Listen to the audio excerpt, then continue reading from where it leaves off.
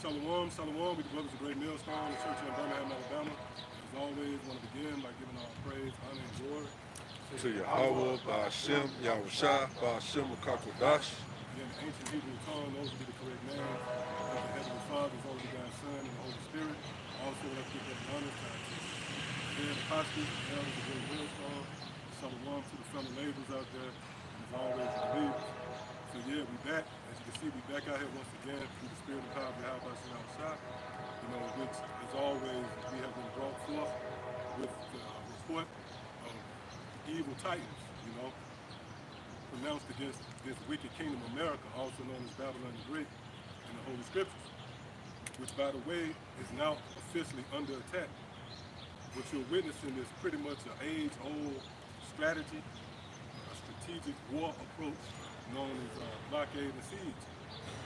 Well, when you go into chiefly the ancient world, and even now, right, before a city is invaded, that invasion is preceded by cutting off, the supplies of the city, compromising resources, food, communication. And that's what's taking place over here in America. You got the U.S. government on high alert as touching cyber attack.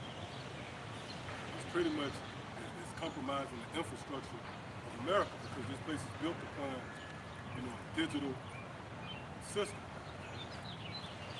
So your day-to-day business as usual coming and going approach is being compromised. And when you think of a cyber attack, it's way beyond, your password being compromised, somebody, tap into your YouTube account, hack your Instagram account and take it over, your bank apps or whatnot. No, cyber attack can affect the production of food, distribution of it, power. See? So right now what you witness is the Most High is beginning to move on America.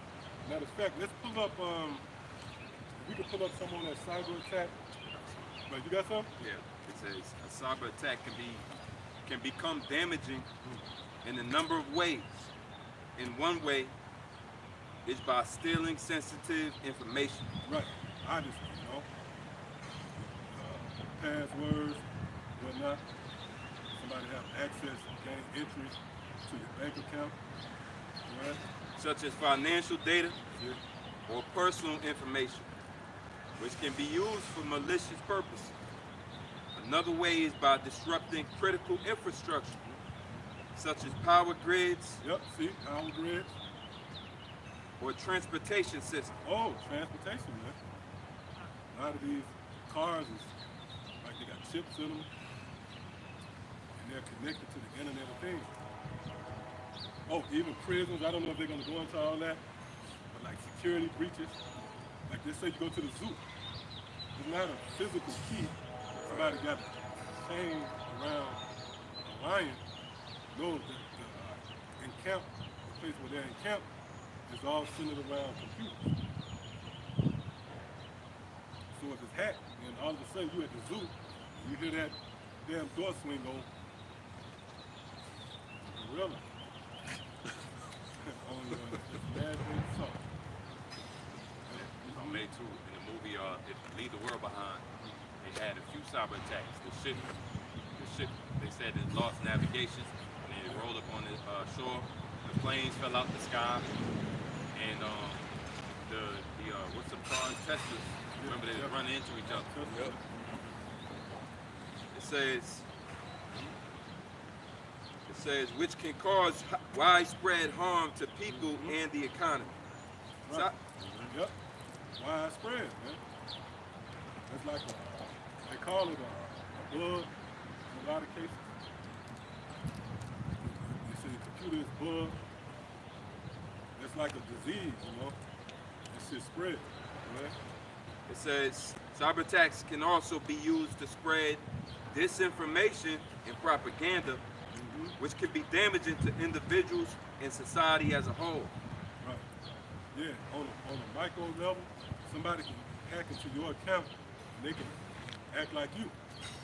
They can spread information, say that you did it based upon your platform, your channel, What? Okay. Additionally, cyber attacks can be used to extort money or other concessions from individuals or organizations, which could be damaging to their reputation and financial well-being. Yeah. So that's pretty much insight concerning the cyber attack. You got something else? Con. It's from End Time Headlines. It says Biden administration warns U.S. ports to prepare for cyber attacks as nationwide infrastructure is targeted. Yeah, so the infrastructure is volatile. It's vulnerable, man. It's touching a cyber attack. So you see where it goes far beyond affecting your phone and your password. And that word attack.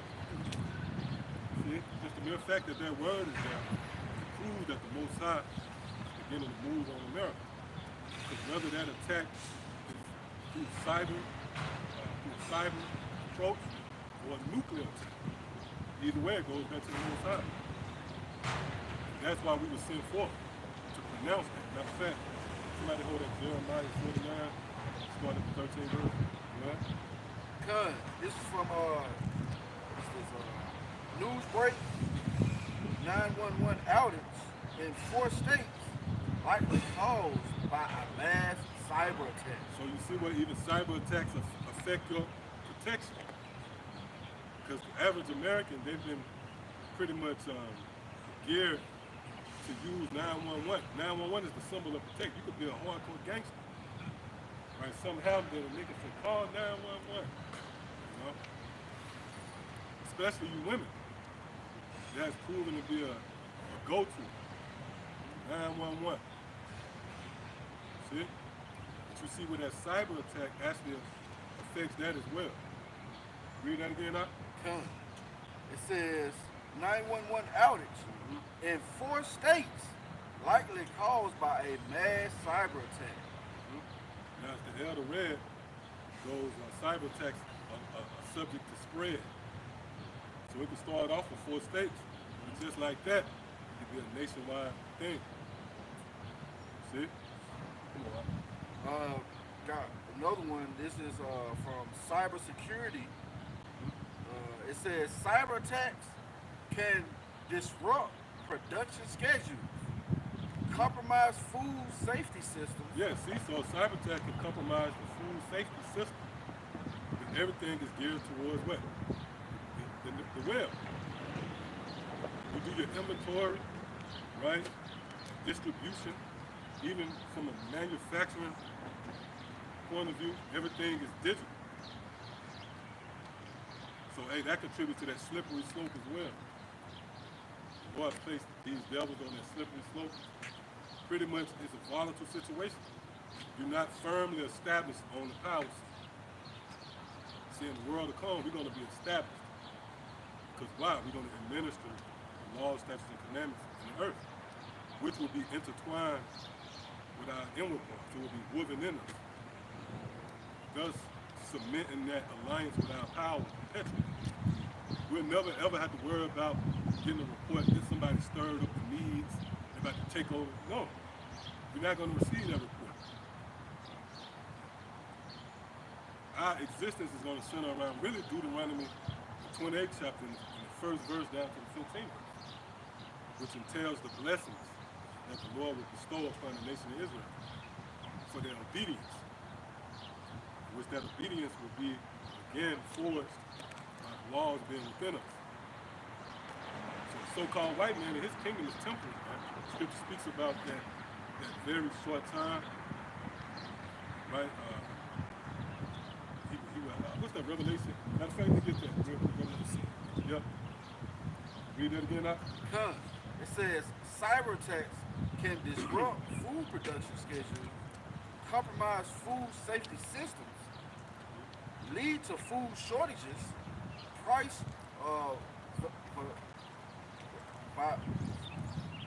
volatility, and even public. Volatility. Yeah. Click on that one. Says it could lead to food shortages, man. Because, hey, you don't know which way Yahweh Shem Yahweh Shai is coming, man. He said his ways are higher than your ways, man. His thoughts are higher than your thoughts. So you may think that the famine may come one way, and all of a sudden it take a U-turn and come another way, man. So that's like the elder going into, man, like the article going into. This cyber attack, man, can cause all type of tragedies upon America, man. And we all know it's all about that food, bro. Because the volatility, it says liability to change rapidly and unpredictable. Going back to the family, well, increasing it rapidly. Right. Because that's going to disrupt. Just say they did have the food, it's going to disrupt distribution where it's Right, going and where right. it's going to sit down, rot and shit like that, you know. You got to slap it. Yeah, and it's not steady. There's nothing stable about it. Something is right, it's volatile. So that proves that the so-called white man's kingdom is but a shadow. Shadow in it has variables, changes. What? It says unpredictability, especially for the worst. Right. See that? Unpredictability, which this place is built upon scheduling, right? Dinner time. I was going to say, reliability. Yeah. That will bring the comfort in Babylon is that you know you can go to the supermarket right now. And another thought that's coming to my mind, a lot of these foods is being imported. Right. You know, and then they burning crops at the same time. Like you hear about the farmers their lands being burnt or taken from them. It's steady. That reliability factor is going to be cut off. And you got 325 million people here in Babylon. And that reliability goes back to condition you to being in a comfort zone. Because in your mind, regardless, every time your stomach growls, in your mind, you know that McNasty's is open. I can go, go down the street to 24 McNasty's somewhere. Right. I can go get some at any time. Right. Food ready, available. Right. That's reliability, man. I can go to the store to get deodorant. I can turn on the water. Hey, by that attacking the grid, hey, that's gonna attack the water company, and they run off the fucking electric grid. It ain't like you pumping no fucking water out no well no more.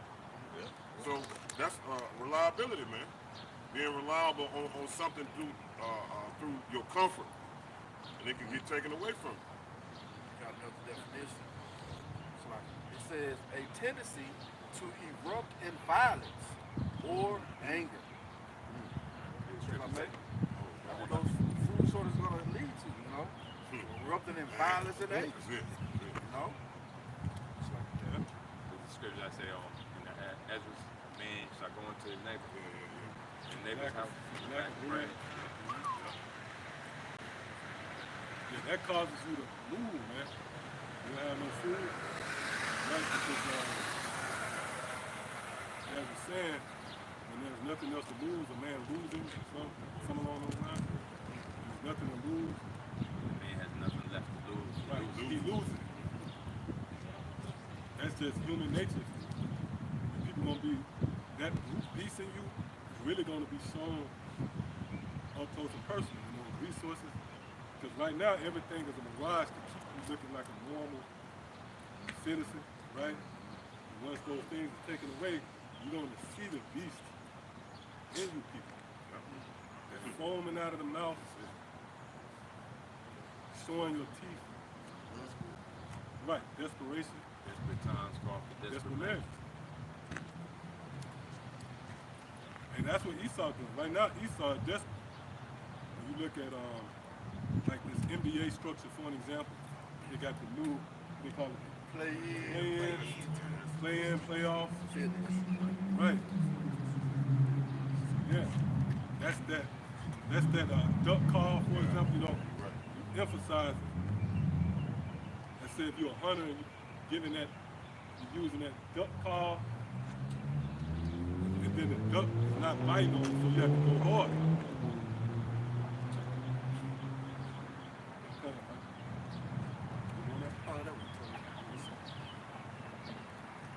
The book of Ecclesiastes 9 and 12, it says, for man also knoweth not his time, as the fishes that are taken in the evil net, and as the birds that are caught in the snare, so are the sons of men snared in an evil time.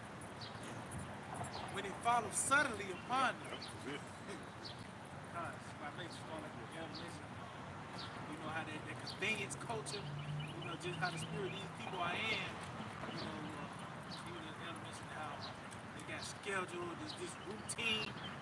You know, the Lord gonna pull the rug from under it because a lot of these things require technology. It requires this man's technology to operate your day-to-day life, man. So, you know, so suddenly it's gonna be taken away, man. That's gonna, a nigga lose you 30 minutes without Wi-Fi. You know, be at the house. Knock on the door. Yeah. Nigga was submissive too. You know what I mean? Excuse me, sir. May I borrow your Wi-Fi? Niggas gonna get right. Yeah, we know. This is the book of 2 Kings 6 and 24. Sometime later, and it's titled Ben-Hadad besieges Samaria. It says, sometime later, however, Ben-Hadad of Aram mustered his entire army and besieged Samaria. As a result, there was a great famine in the city. The siege lasted so long that a donkey's head sold for 80 pieces of silver, and a cup of dove's dung sold for 5 pieces of silver. I was reading that in the NLT. But it just proves to you that that's one of the ways of an attack. If a nation want to come against another nation, if war is about to happen, World War III is about to happen, there's various ways in this new age world where everything's ran by technology we're going through. All infrastructure is tied into technology, transportation, financial.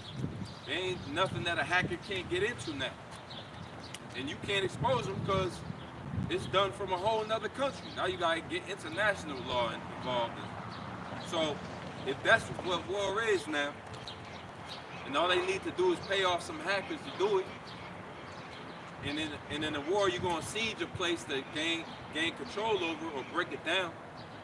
They just gonna come for the infrastructure. They could do way more to destabilize this country at this point in time right now with clicks of a button. And it's less costly paying one to 10 hackers in a room than to send their troops over there and hit you head on. They're gonna weaken you first. And it's happened throughout scripture. It's happened throughout time and time again. 70 AD was a siege. They surrounded the city first and cut off the resources. Now you're causing panic on the inside. And it's an infighting now. So man, as far as your comfortability goes, this is your time, man. The scripture say in Lamentation 4 and 21, rejoice and be glad, O daughter of Edom. Because your time is short. That cup is going to be passed to you. And if Esau ruling, what's going to happen to you people following him? You don't have no refuge no more. That's the spirit 911 was cut off for all these hours or however long. That's your refuge, man. You women, you proud-ass bitches. That's your refuge, right? Talking about like your covenant with death. So this and all. Check that something real quick. Still had something. It's Isaiah chapter 30. Point is in 3, I'm starting 1. Isaiah 30 and 1. Woe to the rebellious children, saith the Lord, Yahweh Hashem Yahweh Shah, that take counsel, but not of me. It says, and that couple. You lean towards your own understanding. You got your own exit plan. You have nothing. You want nothing to do with the Holy One of Israel. So the scripture says tentative is woe. With that word woe going to destruction.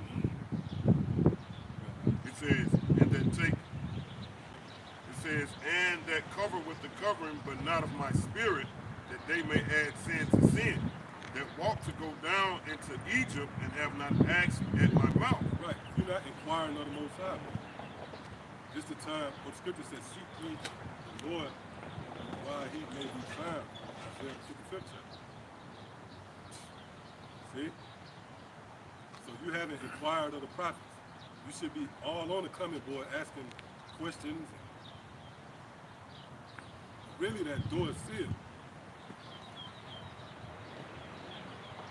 It says to strengthen themselves in the strength of Pharaoh. It's almost like everybody already got their seats.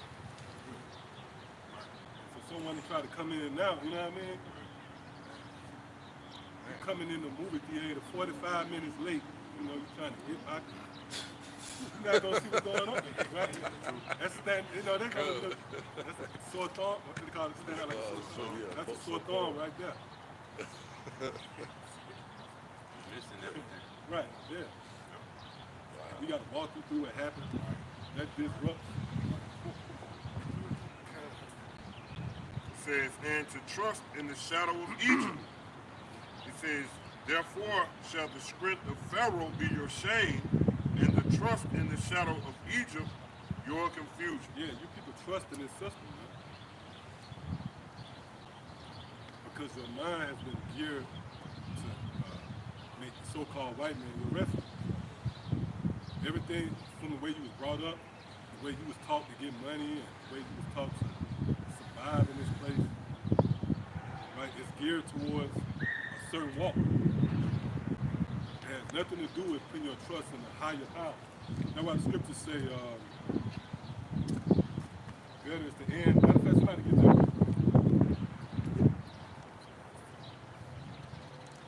I believe that's Ecclesiastes 7 chapter. Better is the end of the day. Well, guys, Ecclesiastes 7, and verse 8, it says, better is the end of a thing than the beginning thereof. And the patient in spirit is better than the proud in spirit. and the patient. So someone that's patient, they have come to the conclusion that they need a higher power. When you're patient, the very nucleus, the core to that patience is that you're at the mercy of someone else. So an example, somebody at the bus stop. Why they exhibiting that patience? Because they can't go nowhere. They need the bus. And they acknowledge that. That's why they're there.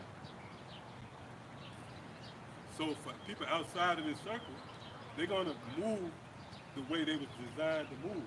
That's the hustle and bustle, labor, toil, scratch and claw. That's you leaning towards your own understanding in a sense, and trying to concoct your own formula for relief. That's why you got guys on the No Jumper, right, podcast, guys marching. At any given time, you can see an Israelite tent somewhere, at a park. But, we're going to be on our post and waiting. You're not going to physically try to carnally bring no change. Why? Because we understand the story and that there's a higher force. See? So that in itself seals the fate of those outside the circle. They're going to be upset. Their whole cart going to be upset when they see that their power ain't going to change nothing. You got over 40 hours this week ain't going to change your situation. Meaning at that point you can't physically, you can't do nothing. So that was it on that? It's in 1 Peter 5 and 6. Humble yourselves, therefore, under the mighty hand of Yahweh, that he may exalt you in due time. Casting real quick. Hey, once you come to the realization that what the elder just said is reality, that's when you should humble yourself. Because you're under somebody else's guidance. You move when they say move. When you figure out there's nothing physically I can do to change nothing, Proverbs 20:24, right? That's when you should submit yourself. That's when and fear should make you submit yourself. It says, humble yourselves therefore under the mighty hand of Yahweh, that he may exalt you in due time. Casting off. Yeah. And he may exalt you in due time. Not you doing anything physically, mentally, spiritually, whatever you want, whatever level that you think you want to get some accomplished. Read it one more time. Yep. It says from the top. Humble yourself. No. Okay. That he may exalt you Yep, in due time. that he may exalt you. Okay? In due time. Right, when he get ready. In due time. When it's time fit for you, not when, like the elder said, you trying to make it, and I got to make it happen. You know, I hear nigga, first thing he said, I got to make it happen. No, bro, it's going to happen when you how about if it happens. if it's in the will of Yahweh Hashem Yahushua happen, it's gonna happen in due time. Meaning when Yahweh Hashem Yahushua put forth that action. It speaks of patience too. That's it. Right. You Beautiful. standing at the bus stop, is That's it? it. Waiting for the Lord to That's return and do His thing. And this aligns directly with how the ancient men of who followed Yahweh Shah felt. That in Acts the first chapter, them went and shall you, how's it going? Without at this time. Thou at this time. At this time, wilt thou? Right. Will. I'm showing you it's all a will. What is a will? That what is a will? A will is, a thought that turns into action, basically. And in this little world, they say you got your own will, right? But in the once you get to a certain level of understanding the scriptures, you understand it all revolves around the Most High will. What is your will? Say the Most High gave you that idea that you even had one, or you in servitude of His. They go on, casting all your care upon Him, for He cared for you. And just that idea right there, it gives up all your own personal ambitions or your own trying to get things right in your own. And so you could get rid of all of that. I'm independent, I'm by myself, pride. And then you could throw that aside and actually cast it over to the Lord, because He able to bear all of that. He's the one that's going to deliver and save, right? Through His Yahweh Shah. He's sending Yahweh Shah to deliver and save. So He got salvation covered no matter what happens. What do you, at that point in time, what you trying to do? What you putting all your worries into? And that, if I may, that's the mindset of everybody outside of the circle. Because this is a unique form of thinking. You're introduced to just letting it go. Now, yeah, you have to walk your walk. Ultimately, you understand that there's nothing you can do. So that's the disconnect. That's why this is a small circle. And watch when all hell breaks loose, man. It's perfection. You're going to see, it's going to get to a point people are going to be trying to bang. See, right now, they suddenly come up and they can't get it. But then it's going to be a point of desperation. They're going to be banging on the door. So, well, you can get in that way. What make you think you're going to get in that experience? Still delusion. Right, yeah, you still deluded. Just because those floods began, just like in the ancient world, that flood started to become knee high, all of a sudden it's waist high, and now you're neck deep in the shit. When you was a foot, when the rain was drizzling, you said, Noah, hold on, what's going on here, Noah? And then once that rain got up, you said, Noah, If I may too, that analogy reminds me of something else. When a boat is sinking, people, they gotta abandon ship. They scream it out, abandon ship, and they all jump off the ship. That don't mean there ain't nothing else. There might not be anything else out there for them to jump on, but they still abandon the ship. At some point in time, when Babylon falling for real, and they little boat, whatever they standing on, they foundation gonna start sinking. They're gonna abandon that shit like it ain't no joke. Whether it's Dr. Umar, Egyptology, they They're gonna gonna ultimately cast away those idols too. violent. I think we said something one time that these doctrines don't show themselves at the time of prophecy or something like that. You know what I'm talking about? You're gonna see what's a doctrine about when the prophecy get up. Another doctrine died. That's it right there. That's it. Well, that goes into Luke the 21st chapter. That's in the scripture. That's it. Right? Complexity. Yep. Use that word complexity. One of the definitions is not having an answer, not having to know where to go, which way to turn. That's the same analogy with fleeing, abandoning that boat. But then where from there? Yeah, that's it. They should call unto me, but I'm not here. I got something for you. Yep. This is what you quoted. This is Isaiah 55:6. It says, "Seek ye the Lord while He may be found. Call ye upon Him while He is near." Just going back to what the elders say, man. You got, people riding by, taking it for granted. It's the time to seek the Lord, man, because his name is relevant, always been relevant. But what I mean by his name is relevant, we are allowed to speak it freely. You know, they're gonna come and murk you for what you know, or attempt to murk you for what you know in time to come. This is the free time to seek that protection. Example, the boy that hollered Yahweh Shai when the cops stopped him. See what I'm saying? That don't mean just because you know the name, and in that time to come, they still could bring harm upon you. But guess what? Because you took the name in vain. They'll hustle the name and then think that you're going to use it for your protection, but you didn't store up any treasures in heaven for that name to be concrete when you use it in the time. That's what we're doing. Right? So, like the elder says, seek ye the Lord while he may be found. This is the time to seek that protection that I'm speaking of. Right? While he may be found, while the prophets, the internet is still up and going. The prophets are still coming out. They're teaching. This is the time to seek them. I got one more for you. Matthew 25 and at 10 it says, and while they went to buy, the bridegroom came, and they that were ready went in with him to the marriage, and the doors were shut. It says, afterward came also the other virgins, saying, Lord, Lord, open unto us. So it's going to be too late. Once, like you said, the doors already closed. They're gonna be lost. They're going to be lost. Somebody get that real quick in 2 Corinthians. You can see once you're not able to enter, the Lord gonna open up. The Lord is the door.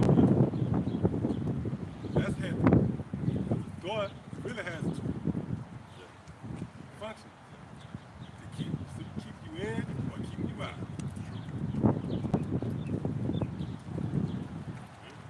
So really, it's Yahweh Shai himself who's keeping you out. And eventually what's going to happen, you people going to come to your senses. You know what prove that? Isaiah, matter of fact, give me that real quick on Isaiah 6 and 10. 1 and 2. Speaks about how long. 6 and 10. There's going to be a point where niggas going to actually wake up. It's going to be too late. Go ahead. God, this is Isaiah 6:10. I'll start with the point. No, you can give up. Okay, God. Isaiah 6:10 says, make the heart of this people fat and make their ears heavy. God, it says, Isaiah 6:8, also I heard the voice of the Lord saying, whom I shall send, and who will go for us? Then said I, here am I, send me. And he said, go and tell this people, hear ye indeed, but understand not, and see ye indeed, but perceive not. Yeah, Yahweh Shai spoke about it. Matthew 13 chapter. Blessed are your eyes for they see, and your ears for they hear. Those are the attributes, you know, that either brings you in or keeps you out. It says, make the heart of this people fat and make their ears heavy and shut their eyes, lest they see with their eyes and hear with their ears and understand with their heart and convert and be healed. Right, so in order for you to convert and be healed, you have to have eyes and ears. That's a suitable sacrifice for the Lord. Even when you go into the law, you can't sacrifice an animal, right? Right, blemishes. See? So in order for you to convert, to turn back to your power and be healed, you have to actually have faith. Because really, ears and eyes summed up is faith. You believe on what you see and hear. Without that, you can't come. I can't hear you. What Yahweh Shai said, based upon according to your faith. Your faith. So how could you be healed? You can't come to me, you can't convert, you can't come out of that grimy nigga you was. And I'm gonna say something, a grimy nigga ain't just a guy with a black and mild. A grimy nigga is a guy with a desk job too, man. Real talk. It's true. Grimy is. Grimy nigga. Right, yeah. Grimy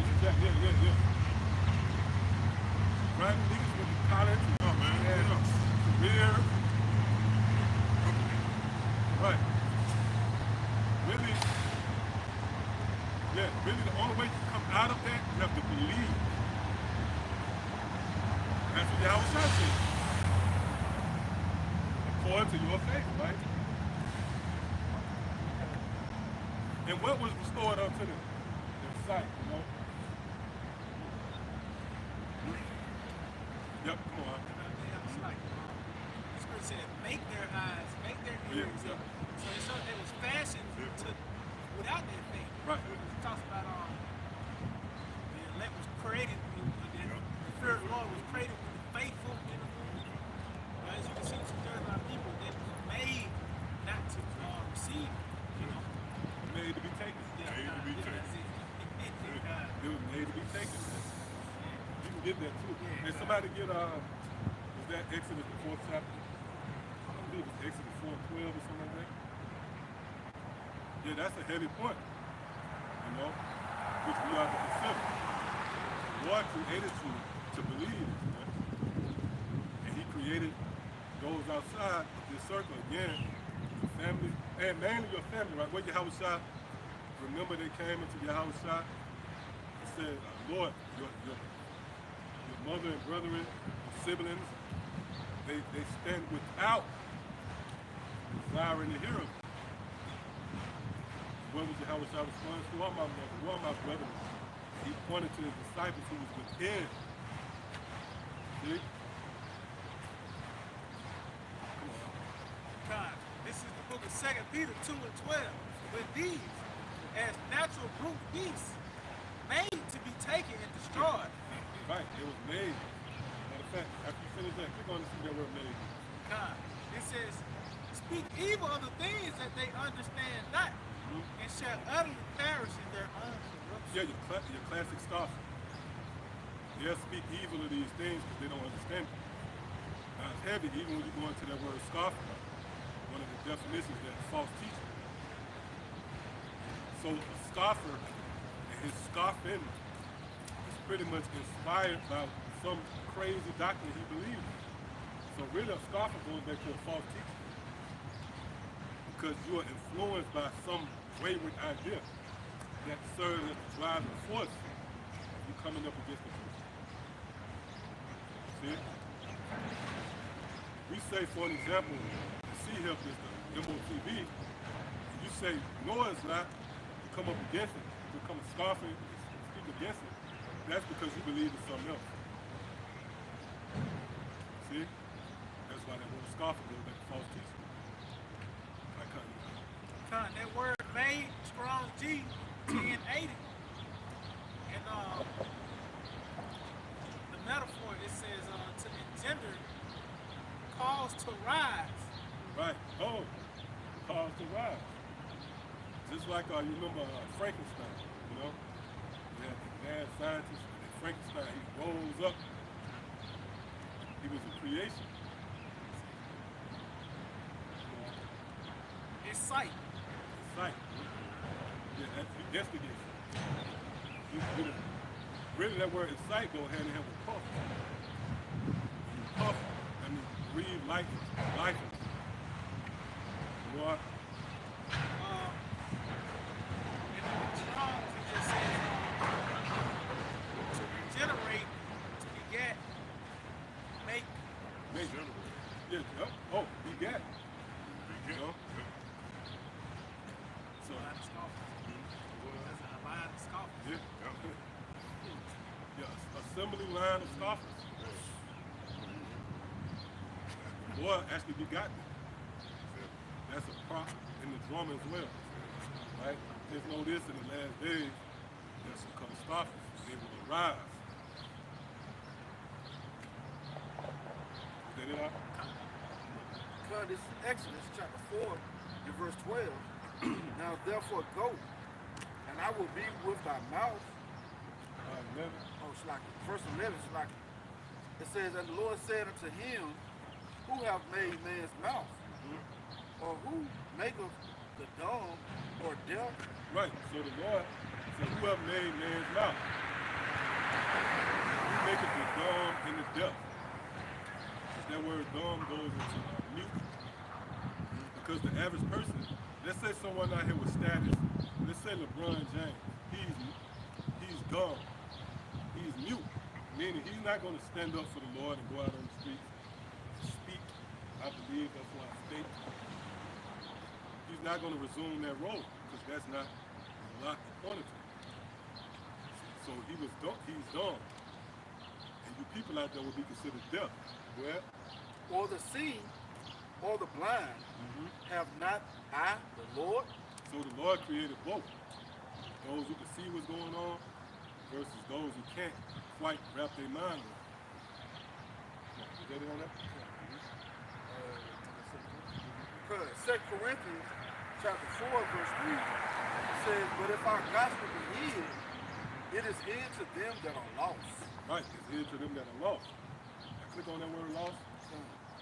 Strong's G 622. It says to put out of the way entirely. Put All right, put out the way entirely. So if you try to come and knock on the door after it's said and done, after the fact, and you don't come in, you put out the way entirely. You're nowhere in the house. Because that house represents what? It serves as a symbol of your safety. Real quick, give me Isaiah 4. You know what I want. So, Isaiah 4 and Isaiah 4 and verse 6, it says, and there shall be a tabernacle for a shadow in the daytime from the heat. Right, that tabernacle is this gathering, man, which is a protection. See? What? It says, and for a place of refuge, for a cover from storm and from rain. Right. The storm will be climaxed with the milsons. The storm has already started to brew. Those turbulent winds, the famine,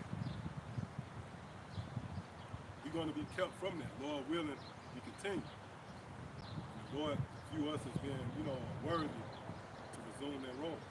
I just got the phrase, and from refuge. Strong's H4268, it says, refuge, shelter. Shelter. It says, from rain or storm, from danger of falsehood. That's right, man. See that? So having this truth protects you, but another doctrine is to your destiny. Because when you're in this thing, you're even protected from other doctrines. You're protected from falsehood. Man, you really believe somebody can bring another doctrine up right now? and it discourages us, And I'm Lord willing, I'm speaking on behalf of everybody out here. Set our face hard in their Different, face. yep.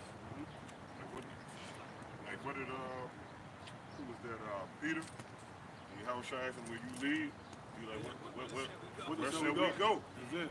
You have, you know what I'm saying? Basically, You leave out of that house, you're going to go to I'm falsehood. fucked up, you know what I'm saying? You're going to go to falsehood. Yeah. We decide to go, right? Because I'm in the house, and the house is the truth.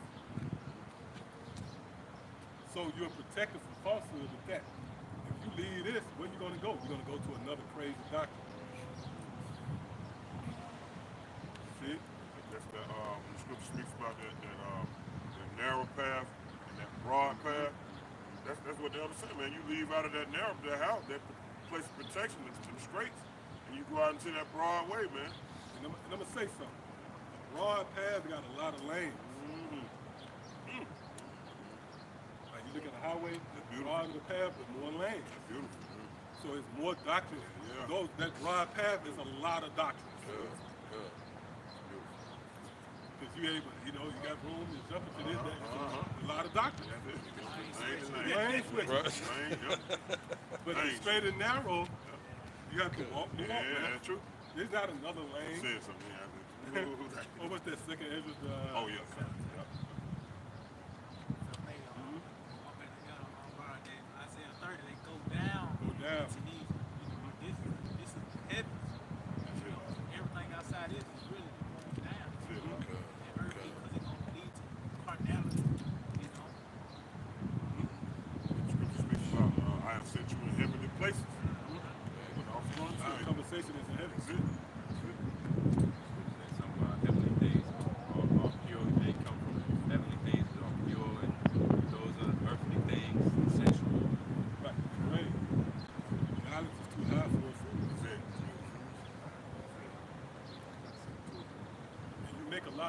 trying to get to it. Either jumping, climbing out of that hole. This is John 8:34. Yahweh shall answer them, verily, verily, I say unto you, whosoever committeth sin is servant of sin, and the servant abideth not in the house forever, but the Son abideth ever. If the Son therefore make you free, you shall be free indeed. So like I want to start at verse 32, 31. That's where I meant to start at. Then said Yahushua to those Jews which believed on him, if ye continue in my word, then are ye my disciples indeed. And ye shall know the truth, and the truth shall make you free. Now that was to go into verse 36. If the Son therefore shall make you free, you shall be free indeed. And it's describing the various lanes you could be in that wide. But here it is, this truth is the only thing that can make you free. And notice how you become a servant to Yahweh Shah and being, so you almost like you nailed down to be lifted up. It's almost, it's almost you humble yourself, but then you lift it up. You picked up with this, you made free with this word. And going into how like all of these philosophies, they really just poison at the end of the day. If they don't lead to salvation, it's a destructive, trust me, it's a destructive philosophy. You can't be delivered out of it. So it's a broad gate that leadeth into destruction. No matter which lane you in, it's gonna go to destruction. Lead to a dead end.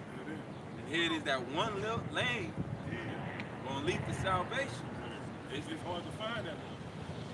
Yeah, it is. Valley. Yeah, right? definitely. Short street. Yeah, because that's likened to a narrow path. If you're not paying attention, you'll go right by it. Right by it. And if you're following everybody else, you definitely Right, gonna. definitely. Yeah. Oh, matter of fact, give me, I think that's Luke 3. Right, 3 and 14. Yeah. The truth is elusive. Life is not easily found. See? It's easy to get into shit, get into trouble. Hey, that's why people who made it, right, out of the so-called black community, let's use that. Yeah. But it's rare and it's celebrated because it's so easy to go to jail. It's so easy to, you know what I mean? End up with 5 baby daddies. Right? It's so easy to do that. That's the norm. When you see somebody who take a step from that, then they'll celebrate it. Oh, you the one in the middle. Oh. If it was normal, nobody would celebrate it. See? You got a key to the city. It was rare that you made it out. You're not statistically numbered amongst, Right. Exactly. So this is precious. This is a very prestige position. Rare. It tells you that in Matthew, the 13th chapter, a certain man seeking pearls of good value, and when he found that one pearl, the key word is found. He had to have a discernment to see that narrow path, that small thing, which actually was the segue into life. Difficult too. Yeah. On top of that, being red hit, it's the difficult path. Yeah, it's a difficult path because it entails restriction. Yeah, discipline. You can't just get a line up now. You can't just move off your impulse. In the world, and then as you got a golf battle, nigga, you got all that truth, and you'll come up with a way to commit adultery. But technically, no, man. You gotta walk that walk. You can't come up with a way to make the flesh feel better, man. Become a scoffer. And then end up hating the way that you end up hating the real way. Right. Imagine the Don't go that way. You come out of it, Imagine the player that made it to the league and you turn back and you hate. But that's how rare the truth is, man. You could lose your way on the right route. Yeah, you could deviate. because that road was too tight. Or the scriptures tell you that you would cast it off. That stone, Aaron be long, you're eventually casting that stone because that stone weigh on you. When you first come in, you jacked up. Your own mind not getting the line up, you know what I mean? But once, you know what I mean? It's the 10th classic, you in the food. Brothers know what we talking about around here. You're in the 8th classic and you start getting weak. You know what I mean? Like you got to line up and you watching the car on that weekend. And you got to continue, man. And see what happened. The other lane a little comfortable. You're like, oh, fuck that. No, I'm going this way, man. Right, and I can swear, I can, you know, you got elbow room. No, you in straights. Yeah. Hey, being in straight is not comfortable. No. So don't now, not saying that the Most High is not a balanced power because he's not going to put what's the word I'm looking for? He's not Burden. burden. He's not going to put a burden on you all the time. You're going to be comfortable, and not saying the truth is a burden, but what I'm saying is anything that's heavy to carry could be a burden, right? But the Most High balance, like you always say, you ain't going to sit there and meditate on the truth Indian style with incense burning, right? All day long. People get offended in you. They find out that's what you're not really doing. Right, you're right. I'm a regular guy like you. We ain't going to caves. Right. After we be here, we pass around shoe bread. No. Like you said, You got an ancient candle in there, you know. yeah. After camp, you come in, right? Somebody gives you like a, what they call it, an in-depth behind the scenes look Yeah. at Documentary. Great Millstone, Birmingham. After you leave the camp, you follow us into, you know what I mean, the undisclosed woods. Out of Red Mountain. Yeah. In the And caves. this is camp, you get there, some mock waiting on you. Yeah. You over there in Dolomite somewhere. Got a cave over there. Get there some mock, letting you in with a staff. Welcome, If I may. if I may. If I may.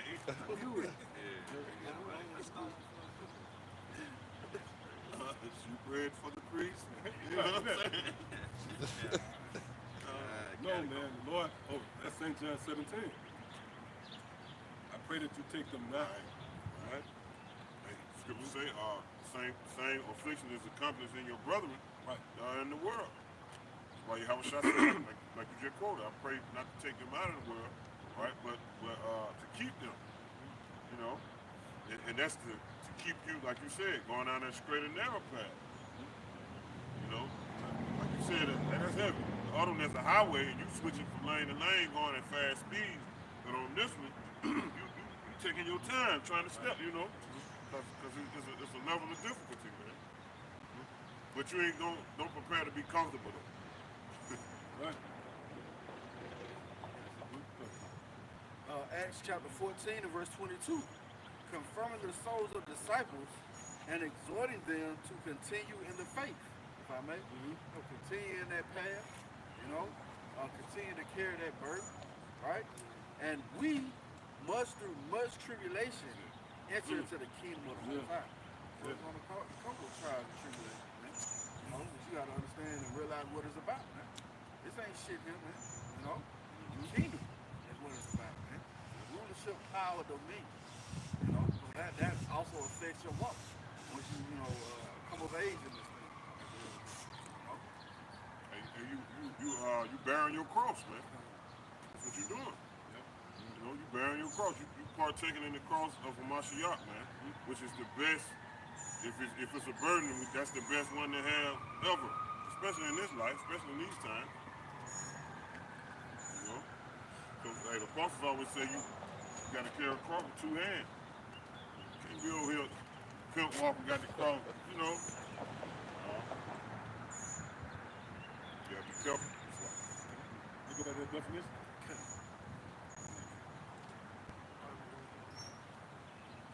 That word loss in the Strong's G622, it says to destroy, put out of the way entirely. Right. So those who are lost, who are not in the house, meaning you're not accounted for. Remember that Home Alone. Remember they was taking. I forget which one it was, but when they was getting on the bus, the van, they was counting each one. And yeah, the first one, then the reason with the whole confusion, they had counted the guy they thought it was Kevin. Yeah, but that easy. Well, you know what? That's even if you go into the truth, like the math. You might say, man, something ain't adding up. That means you're not confident. You don't have the truth. Like somebody tell you, man, this ain't adding up. Then go back to the Hebrew word amas, math. So you're accounted. And this truth, really, you're accounted for. That's why you have those numbers, 1/3, 144,000, that preposition. So if you're not in the house, you're not accounted for. You lost. The Lord said, man, hell with you. And one of the definitions there is to destroy, man. But for those of us who have found this truth, that complements, what's that? Isaiah 1, the ox knoweth his owner, and the ass is the master's crib. That benefits that respected animal to know their master's crib. They lost, they're going to be fucked up, man. They're going to be left over to they're going to be a feeding frenzy on wolves. Right, yeah. They're going to be left over to the elements of the outside world versus being hedged by the walls, the coverage. Sheep don't make it when they go straight. Right. Don't make it back. Yeah, the shepherd has to, and that's the door. The door is the very one that is through the door whether they come back into the sheepfold. So it's the door himself that brought you here, man. Yahweh Shah invited you. Yeah, he called you. You had an invitation, man. To the marriage. We had an invitation to the supper. To the supper. To the supper. That's heavy to think about. All the brothers like that. The brother had invitation, man. Yahweh Shah gave the brother invitation. Okay, yeah. You know, you look at someone different. Oh, you in this prestige? Oh, you in the skybox? You gotta be okay. You gotta be okay with that. Right. You know, because here it is. You know, it's even that idea is complicated. But some Jake, they don't want to live up to. They don't want to live up to it. Like I remember, an Irish dude told me at work one day. He said, "Hey man, he said if you wanna soar amongst the eagles, you gonna have to start walking with the trolls." You know, but I mean, I took it as like, you know, he kind of seen some good in me or whatnot, and he wanted potential, basically. And it's basically the Lord. Yeah, about Shemi outside, he called us back, but you guys wanna. It's a standard now. You guys wanna remain there. Now everybody ain't gonna be able to see and understand what you're doing in the midst of you doing, and they gonna try to call you back to the low standard of you just being the hangout, whatever. But you starting to do this. You starting to elevate. You starting to take off through the spirit. And humbly, I say this: the Lord bring us up for a level, a few levels, and now you gotta become comfortable. Yeah, you gotta be comfortable with that. You're gonna be the strange one now. Now you're gonna be the eyeball out. You gotta be comfortable with that. You can't just reject. You know what? This too much for me. And that's what the scriptures say. Some you get like a thorn. You get the cares of this life. The cares of this life heavy, man. That choked the hell out, Jake, man. Because really, you've been in the world longer than you was in the truth. In a lot of cases, it's rare. You know, only the apostles and few men like that. Right. Other than that, you was in the world. This reality made more sense to you than this new. That's why this is the new song. You was born again. So the flesh that looks for comfort in this place was. That's why this is the grave. Really, a grave is like a bed. That's why the scriptures say they would not suffer their dead bodies to be buried. Right. I believe what's the Revelation 11? And they will not suffer to bury their dead bodies. Dead bodies between graves. Grave. Yeah, because the grave. Why? Because the grave represents your resting. So if this the grave, the flesh, it accommodates the flesh. The flesh want to go to sleep. What Yahweh Shah said, the flesh is weak, but the spirit is willing. Why did he say that? Because they wouldn't stay awake. When you put that in context, the reason why he said that was because they wouldn't stay up with me. He said, you can't stay up with me 1 hour. The spirit is willing. You want it. The spirit wants you, but the flesh want to go to sleep. So sleep is really death. The best place to sleep is in the grave. That's it. That's why it's so much stuff that can bring the flesh back. What the scripture say, those who sleep, sleep at night. So this is the best time to be sleeping. Really, it's rare for somebody to be woke. That's it. That's it. Because this is the deep, dark sleep. If you go to somebody's house at 4 in the morning, somebody up, reading, that's rare. You still up. Yeah, that's more rare than the guy sleep. Everybody in this motherfucker should be, everybody should be foaming. A nigga should be like this on the bed. At that time of night.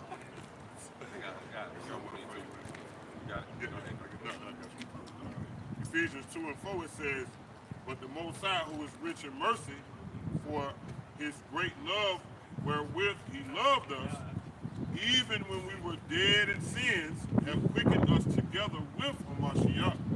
By grace are ye saved. It says, and have raised us up together and made us sit together in heavenly places. Right, in the middle of the night, the one raised us up, man. And that's offensive too. You have somebody trying to sleep and you up. That's offensive, you know. You going in the draw, you up working. Now you not just up. You up building the ark. Yep. Yeah, and then, you know, at the same time, you telling them they're gonna die, you know.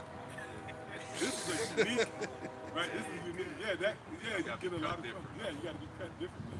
Because you definitely gonna be a target. Look what we teaching over here in the West. You mean to tell me America, where you liable to see a foot and a pallet jack in the same, you know, that really rubbed me. I'm telling you, man, that's been mental scars since I saw that, man. The motherfucker out of everybody, she was sizing me up, working the pallet jack. And I'm looking at her, you trying to jockey, you know. But imagine trying to teach this. You standing for righteousness in a world like this. A world of evil. You're gonna be the offense. Again, that's likened to everybody's trying to go to sleep and you in the house building. You know? Typing. That's offensive. Typing, you know what I mean? Somebody here, door shut, you know. Yeah. The floorboard creaking. Yeah, that's offensive.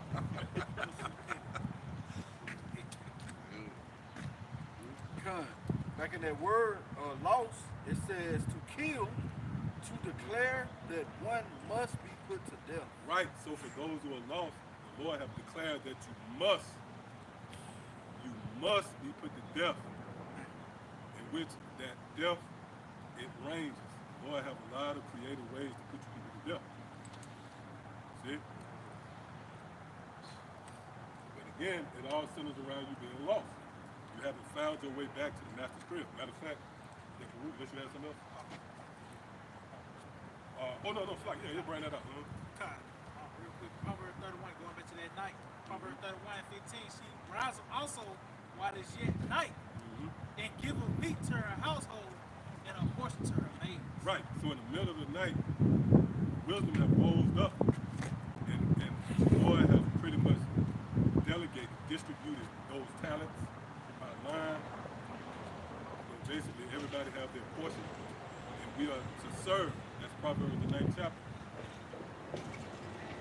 But it happens when? In the night. This is the set where the Lord raises us up.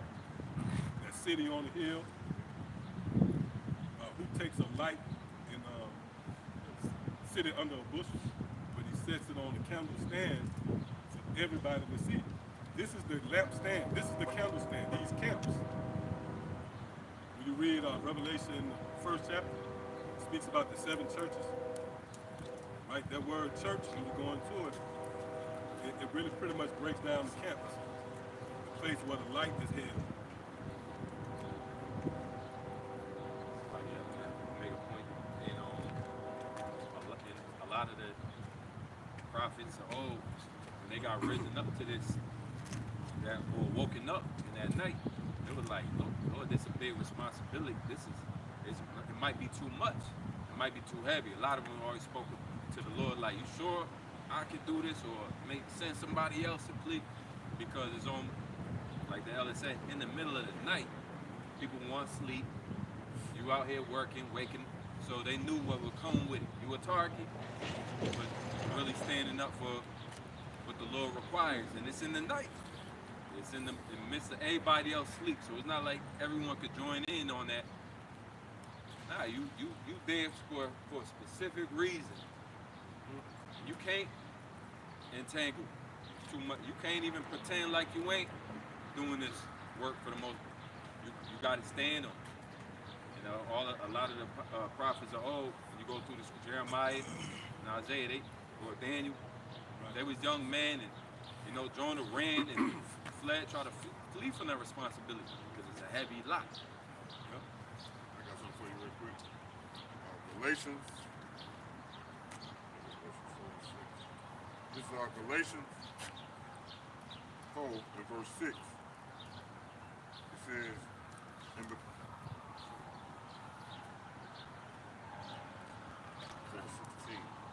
Galatians 4 and 16, it says, am I therefore become your enemy because I tell you the truth? Yeah, because if you got the light and you sent into darkness, that's the conflict right there. Just to add to the elder point. So that's why you have a lot of resistance from the prophets. It was like, okay, somebody's sending you out on a dangerous mission. You know it's dangerous based upon where you're going. You actually going to the place where darkness dwells. So the Lord raised us up in the middle of the light with this light. It's like in the middle of the night with light. That's a contrast. I wish that Genesis, the first chapter. Matter of fact, give me that real quick. Genesis 1 and 3. So that's why Yahweh Shai said, if the world hates you, hey look, it hated me first. Why? Because the Lord was preferred before us on so many levels, right? For an example, we come out of the scriptures. The scriptures were here before we got here, man. It's touching this lifetime. So you hated Yahweh Shai first, period. Because it was there. That's the cornerstone. That's the foundation of it. And that's what, for an example, somebody on the job, right? The rebels on the job. Who is that rebellion geared towards? The symbol of order. That's why all the co-workers hate the manager. Because they rebels, they want to do their own thing, but the manager serves as a symbol. You had to get up at 8 this morning. Who can get this to us? It's the manager, or the guy. And he can't really, right, he ain't doing that. He can't scoff with the rest of them too. No, you can't play around. Because now he can't manage, and his job is at liable, so it all falls. It's going to be a conflict. It's going to be conflict. Right, so that's why Yahweh Shai said what he said. They hated me first. Because the Lord serves as a symbol of righteousness. If you're wicked, you hate the very one, right? Matter of fact, give me Isaiah 30. John the first chapter say, they hated the light. Right, they come in, the light was a problem. Because again, when you sleep, a nigga's foaming at the drying at the mouth. You go in the room, you smell the stink, it's black and mild, He don't want the light on. Now, that light come on, he don't, Yeah. Now the Lord rubbed it in because he sent us with the garment, That's rubbing it in. That's why you world-friendly Israelites, it's more of a subtle blow to me. Because he looked like me, It's a nigga look like 21 Savage out there getting the precept. Nigga got the threads. Fitted cap. Yeah, t-shirt and fringes, lined up, it's a fitted hat, you know what I mean, and a scrap. So that's not offensive. Still in the flesh. Right, it's dark, you're still in the dark. But that light is offensive by nature, man. Matter of fact, get that Genesis 1 real quick. This is Genesis chapter 1 and verse 3. It says, and the power said, let there be light. And there was light. And there was light. It says, and the power saw the light, that it was good. And the powers divided the light from the darkness, and the powers called the light day, and the darkness he called night. Right, so that's obvious. You know, with the naked eye, you come to that conclusion, yeah, light and darkness, you know. But on further examination, from a spiritual perspective, that's dealing with wisdom and understanding. Because even wisdom is known as day. Or what's that, Ecclesiastes, the 12th chapter, where it speaks about the sun and the moon being darkened before that evil day when the sun and the moon is darkened. That goes into the lights of heaven, which represents what? Wisdom. The day dawns in your hearts. Well, It says, because you can see in the day. it says, in the evening and No, that's all I want right there. I got something. So light and darkness is separate. You walk into a room and it's dark, you cut the light on, the dark instantly flee. So that's the same with this truth. You're not going to have someone in the dark to stay around. They might hang around for like 45 minutes, but then we're going to a back and forth. And it'll start to enter resistance, you know? Because he might say, Shabbat Shalom, it's Saturday. He was with him, he was all in, you know? Everything was good, he said Shabbat Shalom. And he was basing his that upon, he believing that the Sabbath is Sunday, Saturday, right? Friday. Other than the new moon, they know what's gonna happen. They're gonna be a Christian. At some point, listen, no, bro, that ain't right. You go into the scripture, he might say, well, hold up. And you say, you know what, you take a walk. You know what that is? That's the Lord separating the light from the darkness. Because the Lord said the light is good. All right, come on. It's St. John chapter 3 and verse 19. It says, and this is the condemnation that light is coming to the world. And men love darkness rather than light. Right, a nigga love what makes him feel comfortable. That's the flesh and the grave dynamic. So if you operate in the flesh, the things of this world, which is the grave, is going to be compatible. See? So men love the darkness. A nigga love his breakdown. See? Well, It says, because their deeds were evil. It says, for everyone that doeth yeah, their deeds are evil. You're not going to come up around us with a line up or something, you know, for so long. We're mercy, you know, because, you know, you might be a new brother coming in. You come up, you're a new brother with dreads. We're not going to say, hey, brother, do up them dreads. No, that's not how wisdom works, man. You know, the brother come around. Oh, that was the account in the accounts of the apostles. Yeah, remember the whole circumcision, right? That whole debate, that council came up. Yeah, and they came to the conclusion, no, let them slowly work themselves in. But the yoke of your father's back Yeah, on them. back on your them, fathers yeah. couldn't bear. That they couldn't bear, Yeah. exactly.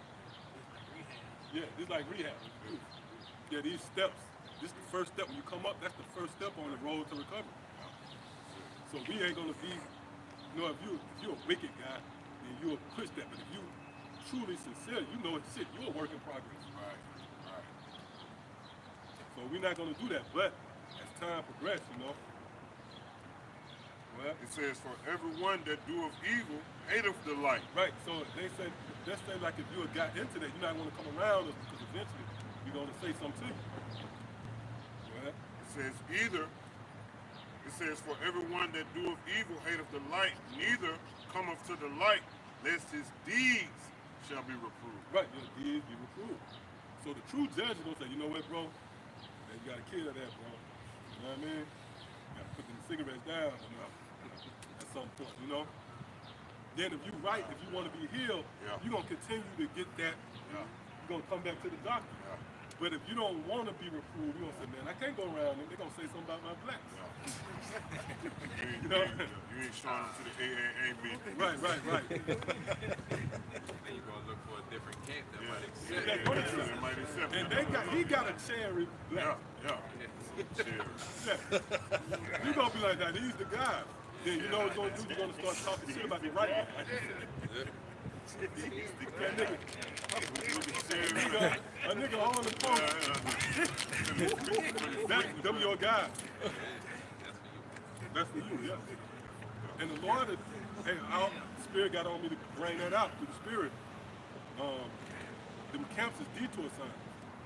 The Lord strategically set them up to filter out the undesirables. So the Lord suffice your lust. It's not as if, like the Lord said, okay, you can be an Israelite in America, I got somebody for you. It's not like the Lord leave you hanging like, well, I can't just be an Israelite, period, now. No, the Lord said, nah, you can be, okay, you just be that type of Israelite. Yeah, you can know my name. Yeah. I ain't gonna. Right, yeah. He accommodated, he got everything set up for you in your lust, man. Another thing. Yeah, it's a snare. Because I can't see how you could be around the IUIC. I just don't get it. The Lord really hates you, man. You follow them niggas. Right. The Lord hates you, man. Because you mean to tell me you know the scriptures and you can agree with a guy coming in on a horse. Yeah, I'm about to say. As soon as I Nate- would be scared, Yeah, man. yeah. As soon as Nate come by on the horse, I'm out. Yeah, I'm gonna go to prayer and the Lord don't kill me, you know, just for being in there, man. That's crazy. Yeah, Passover speakers. It's like, what the fuck, He man? running. Yeah. Imagine being there, you see Nate running. Yeah, and the nigga was running, and he, you know, when he did that, cause he wanted that people to desire him. Yeah. They want it. You know how, like, that would happen when you see, like, these celebrities that go to the airport. Like, as long as you just walking through it, you know, but when you start running, like, they feel, oh, my moment is leaving me, you know? And they start chasing, oh, that when the screams become more emphatic and dramatized. And the celebrity himself, who's driven off fame, because that word fame goes back to famine. You hungry for attention. So you eating that up. So you run, that triggers. Yeah, it's enough, goddamn. They already worshiping your black ass, man. And then now you're gonna trigger it. He gonna come from the sky next time. He gonna come on the screen. Right, come But you want to see somebody's head pop like Oh, goddamn, bro? He gonna have a magician. You want to take them to the limit, you know? Let's get your little, yeah, you're gonna smoke the ego, get your money first, like get your money. But it's good about them, man. That's how Yahweh Shah shut that down too during the time of the fame that the Pharisees or the high priests, Yahweh Shah started raising people from the dead. Just to trump whatever the hell they had going on. Because they had some type of fame, but here it is, Yahweh Shah raising people from the dead. That's the ultimate. Do that. And Yahweh Shah said, don't even tell nobody. Yeah. Don't even tell nobody, man. Imagine if Nate could raise somebody from the Oh, dead. man. It'll be on Netflix, you know what I mean? Countdown to It won't be on YouTube. Pay-per-view. This is the book of St. Matthew 23, verse 27. It reads, Woe unto you, scribes and Pharisees, hypocrites, for you are like unto whited sepulchres, which indeed appear beautiful outward. Right, that's them groups, man. Because let's say even IU, with the other ones, ISUPK. If you're around, I wouldn't want to be around them. But you might say, well, hold up, because they're dressing all black, right? But you might say, well, hold up, that's not flashy, but it's the choreographed. It's choreographed. See, that contributes to the outward appearance. It's more like, look at the unity, the uniform. See? So you got 20 niggas with high-tech boots, and, you know what I mean? Yeah, black shades, so, you know, that's another, what I just said, the detour thing. So a nigga who wanted, because you got guys out there with black, dark thoughts, that's the perfect place for this. You know, nigga just got out the joint. See, so, but that's all of them guys. They will be considered, that's those Pharisees. See? Well, It says, which indeed appear beautiful outward, but are within full of dead yeah, men's the bones. beautiful outward again is enticing. It lures you in. Scripture says stumble not at the beauty of the woman. So it's the beauty that causes you to be enticed. So that beauty again is the camaraderie. You got the guy standing, the guy with an assault rifle. It said, but are within full of dead men's bones. Right, their knowledge, their reasoning is dead. They don't have the words of eternal life. See? Well, And of all uncleanness. right, see? What St. John the 15th chapter says? You are now clean through the word. So you can outwardly look like an Israelite. You got a staff. You got a jewel on top of it. You know what I mean? I remind me of the guy. Remember who came up to the real Jesus Oh Christ? yeah, oh yeah, oh yeah. I wish you can find a picture of that guy, man. The guy, he got you riled up that day. I said, listen, motherfucker. But that was Satan. I mean, that guy looked just like, you remember him? Yeah, He looked just like Jesus Christ, man. But he had this grand staff, and he had like he had a jewel on it. Also like what? God, it says, even so ye also appear even so ye also outwardly appear righteous unto men, but within you are full of hypocrisy and iniquity. That's it, man. See? The scripture tells you the treasures of a man. Let's get that real quick. Matthew the 12th chapter. The Spirit got us going into this. See? Because eventually that's going to contribute to that perplexity as well. All you guys, you're going to have to answer to these wayward doctrines and ideas that you brought forth, which was really an effort to discredit the testimony of Yahweh. Because really, your rebellion was at the expense of the truth. A lot of you guys didn't never say, man, the hell with great millstone. We just doing our own. No, you used us as a prop, as a building point, right? So it was at the expense of the words of Yahweh, man. You got to pay for that. Yeah, come on, Matthew. I think it's 12 and is it 36? This is the book of Matthew, chapter 12 and verse 36.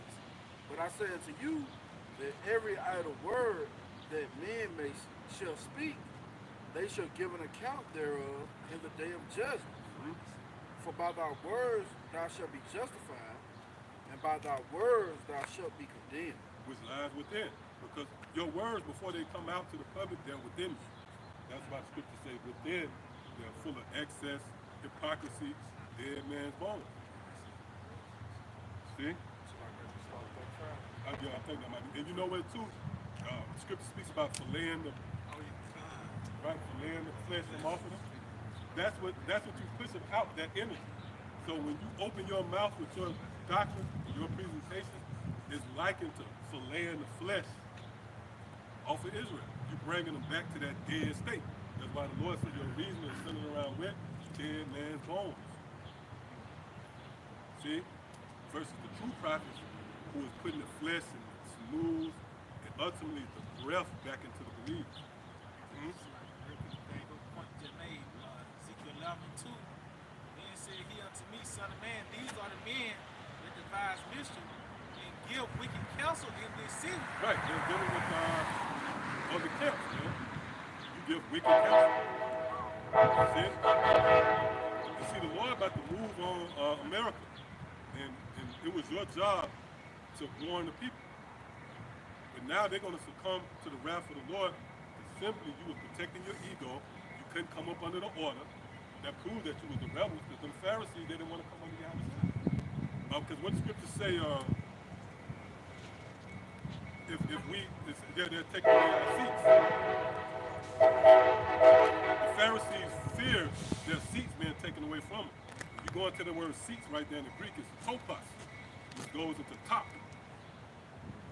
So they really feared the top seats being taken away, because they wanted to be viewed as the vanguards, if you will, of Israel. But the Lord said, no, the poor, these the real prophets, Papa. These the ancient prophets that you read about. They're amongst you, man. And this is who was delegated to warning Israel. That's why we got missile signs. I don't even see the camp on missile signs. I don't really watch them. You don't even see that, right? Come outside like that. Yeah. You might see a picture of a nigga with a crown, right? They push that in, a lot. What's the apostle? Hey, that's different, man. The apostle Paul said, what? You got rain, your kids, and dollars. So the true men don't want to hear that. They don't want to hear that, man. We more preoccupied about the destruction and warning. God, it says, recite, it is build houses, big city is the contract. Flex. That's it, man. Build houses anywhere to become more comfortable in America. You see, this is a conflict of interest. When true men come out, then that compromise is building houses. Because we telling you to be as pilgrims. We building an ark. You want to stay here, right? If I'm building a car, that means what? I'm ready to go. And you building a house. Ready to stay. Right, you trying to stay here, and I'm trying to leave. Two separate paths. Right. So it's going to be a conflict of interest. Every time you get an alert from us, you're going to get pissed. Learn to learn from. Right, yeah. It's means that can two walk together, let they be agreed. Yep, come. You got some, bro? This one? Ezekiel 33 and verse 6, it says, but if the watchmen see the sword come and blow not the trumpet, and the people be not warned, if the sword come and take any person from among them, he is taken away in his iniquity, but his blood will I require at the watchman's hand. Right. So if you don't warn the people, Lord's going to require their blood. You're going to die. Right? The average person who hear you, will follow them, they're going to die. But the Lord's going to require that judgment at your hand. Because you didn't warn them. And really you didn't warn them from the violent man. You saw that. Because, and you know what, that's an indictment. Because you guys know how wicked Esau is. You mean to tell me there ain't enough evidence on Esau for you to have your presentation to curse this man out? Maybe. Yeah, daily you should be cursing this man out. Even if your video is not dedicated, the video is entitled, something else, Right, yeah. Repent. But even in that video, it's not far-fetched for someone to sin against Esau. Even if it's at 5 seconds, right? Aside. Yeah. It comes naturally. It came naturally to Yahweh.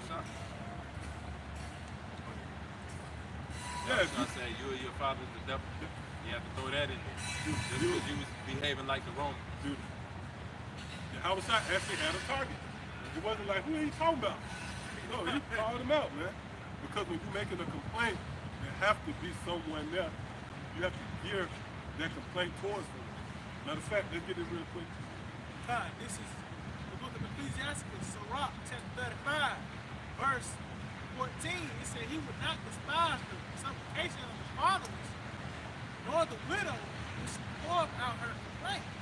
See, read that again. It said he would not despise the supplication of the fatherless, nor the widow who should pour out her complaint. Right, that's us.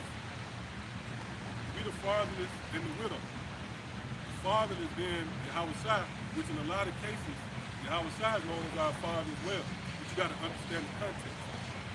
With the Isaiah, the 9th chapter, the Hawashai is known as the father. Why? Because he spawned you. You were grown from him. See? Which, yep, Solomon, yeah. Oh, what's that? Proverbs the 4th chapter. Hear the words of the father and the instruction of the father. Because the father represents, again, one that spawned you. Remember, we was born again. But it also symbolizes an authority figure. So in some cases, Yahushua, in the right context, he's our father. See? Read that again. It says he would not despise the supplication Oh, the scripture say that as well. He who teacheth his son grieveth his enemies. That's directly Yahushua. Because it was through Yahushua, the word, right, that we have been given such understanding. But in that, it grieves the Yahushua's enemies. Just like your son. Like you can have a son, you break up with the woman, and that son, like a spit image of you, act like you. Now all of a sudden you thought you got rid of the guy, and his son, he getting on you. What you going out this time of night for, man? Oh, Right, it's a Twilight Zone. Remember the one with the robot, Uncle Simon? You see that one? Man, that's a classic, man. This grumpy uncle, he had this niece, and the only reason she was that taking care of him because she was looking to get the inheritance. Oh yeah, I And he knew it, but he used to cuss her ass out. He would call it every word. He would cuss her ass out.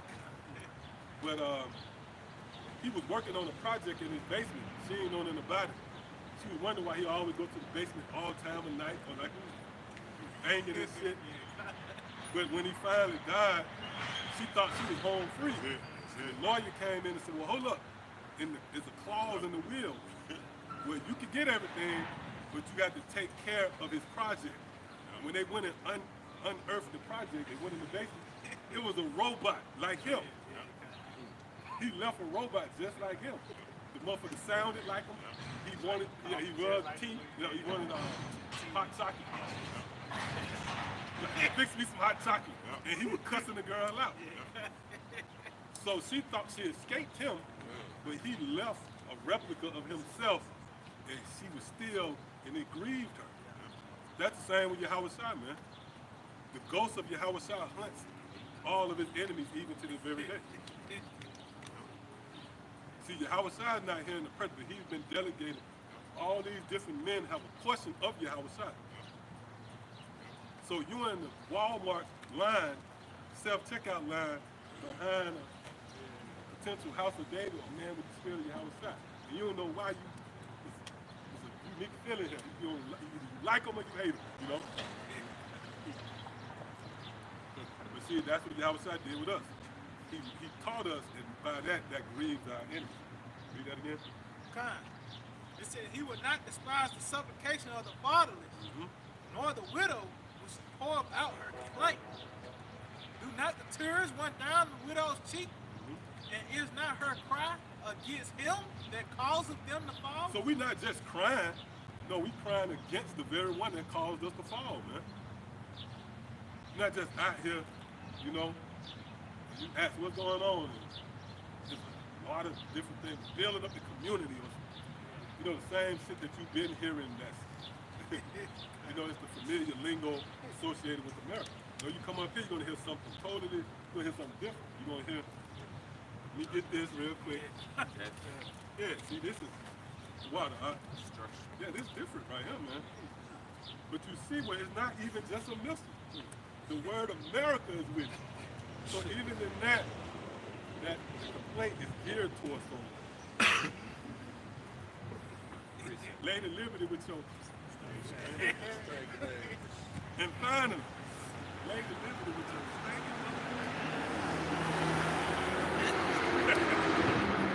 Got 2 Corinthians 10 and 5 in the NLT. It says, we destroy every proud obstacle that keeps people from knowing Yahweh. We capture their rebellious thoughts and teach them to obey Yahweh. After you have become fully obedient, we will punish everyone who remains disobedient. It's the idea of how to become a nuisance by just doing the works of the Lord. You become a nuisance, man. Because now you got to taught everyone who, just like the brother quoted earlier, our faces are made harder than their faces. Just as the light becomes a target to the darkness and so forth and so on, Yahweh Shai became a target to those who enjoyed the upper room, right? They enjoyed this hypocrisy that they were living, this hypocritical life. Out in the inside is dirty, and they ain't worried about trying to fix that up, because on the outside they living it up, and the people not going to question them. But here come Yahweh Shai, disrupting the whole plan, right? Actually showing people to live the right way, right? And then he had a target on him. They said, we're going to have to kill this man. They had councils, and right, how can we kill this man? At one point, he raised Lazarus, I believe, and that's where they decided we got to kill Yahweh Shai and Lazarus. Like, it was to the point where they got to do away with everybody who can, this is going to be in danger. Yeah, they want to kill Lazarus too. That shows you that the deep-seated, it's deep. But they got mad at the blind guy. Right. Yeah, they kept pestering me. He said, "Oh, look, man, why y'all getting on me?" Right. He said, go ask the man. He said, "Go ask the man," you know? Force them to give it more input. Because the people's Oh, and mind the will be stirred. Lord put the spirit on him to antagonize him. He said, "Oh, what y'all want to be held too, or something?" Right? They say, "No, man. You know, they wanted to kill you outside. You know." He said, "Why y'all looking for him? What y'all must want, you know?" Want healing too, you want deliverance too. And that's why at this point in time we stand and being established in this calling is being established in what Yahweh Shah was doing when he was here. Right. Again, The world cannot hate you. Again, the world cannot hate you. For me, it hate it. it said we destroy every proud obstacle that keeps people from knowing Yahweh. We capture their rebellious thoughts and teach them to obey Yahweh Shah. This is the NLT of 2 Corinthians 10, where in verse 5. Yeah, I thought that sounded familiar. That's the Yeah, spirit, in the KJV, it say casting down imagination. Right. Yup.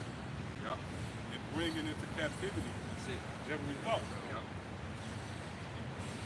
Everything that exalted itself. Yep, against the knowledge. Yeah. So meaning what? Eventually, you're going to have to concede to what we've been saying. Matter of fact, look up that word, Baba Kashan, somebody could. I believe for that word, is it bringing into captivity, maybe? Yup, I got captivity, bringing it Yeah, to let's captivity. see what they give you.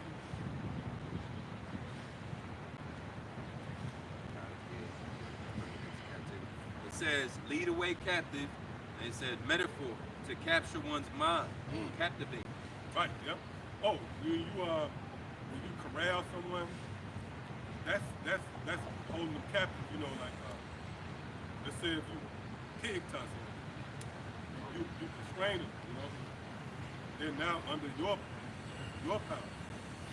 You want that? Yup. It say, figuratively, to subjugate, bring under control. Bring under control. So your thoughts is going to be under the control of the prophet.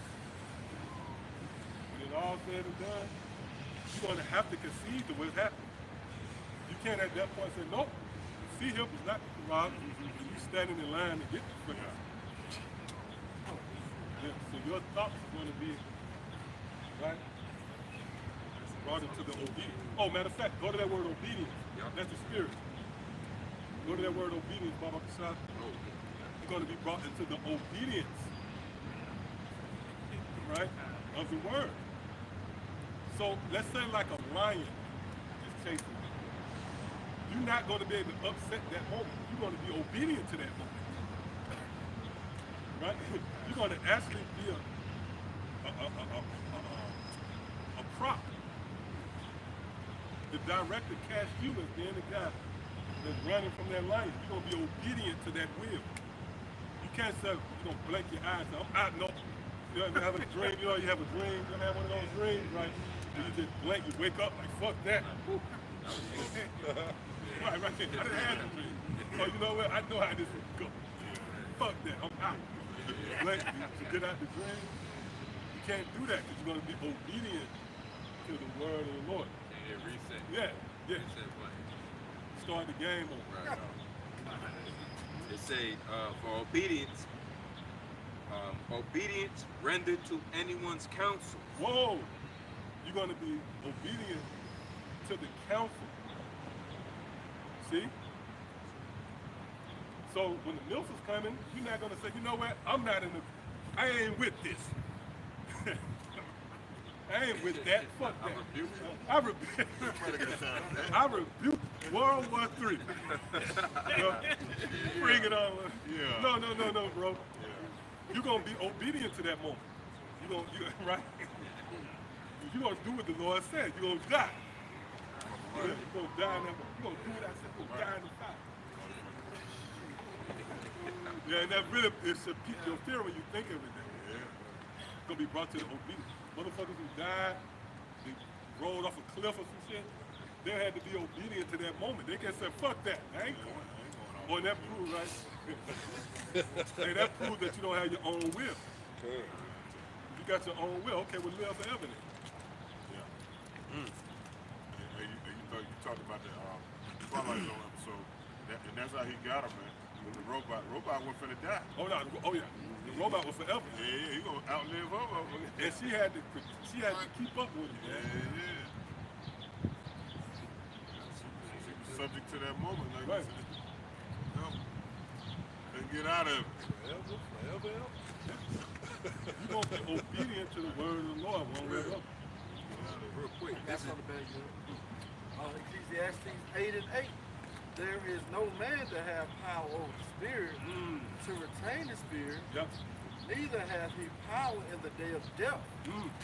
And there is no discharge in that war, neither Beautiful. shall wickedness deliver those that are given to it. So yeah, no fate is seen. You know? The Lord declared and decreed that's what it's gonna be. You know, you're gonna be as the elder mentioned, you'll be a prisoner of prophecy. You know? He was believing. You gonna be obedient though to him. He's not a guy rolled by snipe. On the overcast, he gonna do some little things I'm about to do, man. He gonna find something to do tonight. Guaranteed. Yeah. Somebody look at that nigga tonight. Like I said, you know, if it's due to a donut tonight, he's gonna do something crazy. But guess what? He's gonna be obedient. When the missiles come, observing. Whatever he been numbered to. Right? Whether it's the dogs, the tear, the fowls of the air, what's that Jeremiah 15 says. Come on, I did it on that. Wisdom of Solomon 15 and 8.